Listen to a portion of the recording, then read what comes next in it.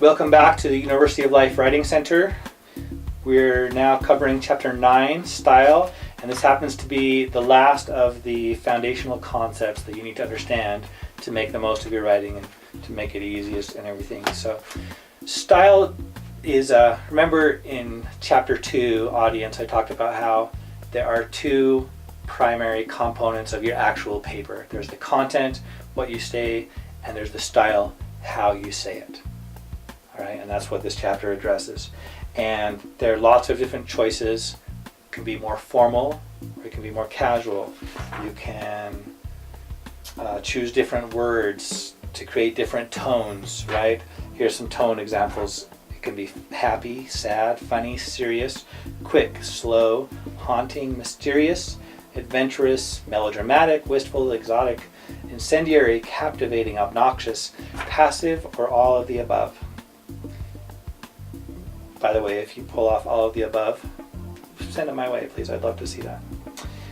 Anyway, choosing a tone can help your paper succeed better, with different audiences. Even when it's formal and kind of dry with facts, there's still things you can do, like background music. You can create rhythm, which is chapter 31 in there, to still evoke some good pathos and make it more interesting, more pleasant to read. But the way you decide which style you should use, formal, funny, serious, whatever, is by using this little tool that I came up with, the writing spectrum. All right? At one end, you have closed form writing. And this is where you're writing and people expect you to follow specific conventions. And it's usually more formal, right? Like 1-inch margins, don't tell jokes, and don't say the word I. Have you had a teacher before? I assume you have, that it told you you should never say I in a paper. Well, why is that? Because obviously sometimes you should, right? Well, it's because they're talking about the very extreme closed form formal writing. And that one, it expects you not to say I, because that makes it subjective, that makes it about you, instead of being more objective, just about the facts. It's impossible, of course, to be completely, truly objective, because just the fact you're talking about it shows some, shows your opinions and your interest and some subjectivity. But nevertheless, and oftentimes when you do say I, like if you express an opinion, I'll do another video about this later, critical thinking, if you say I think it stinks, well, that's just an opinion, and that's worthless to someone else who wants to make up their own mind about it. They need the facts. Now, if you're a little more casual, you can say, I think it stinks, and here's why. Now, if you back up, you support your claim, fine. Right? If it's more casual, that's perfectly acceptable. Over on the other side, you have open form. And at the extreme end, anything goes. You don't even have to use punctuation, right?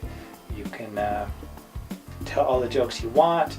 Maybe you can even have crappy critical thinking and terrible claims, right? Now, obviously, don't turn that in for a paper where you're expected to make some good points, because you'll fail it. And the way you choose where you fall, of course, on the writing spectrum depends on your purpose and audience, right? Who you're writing for, where are they okay with it? What are they going to enjoy most? What's going to get your best grade?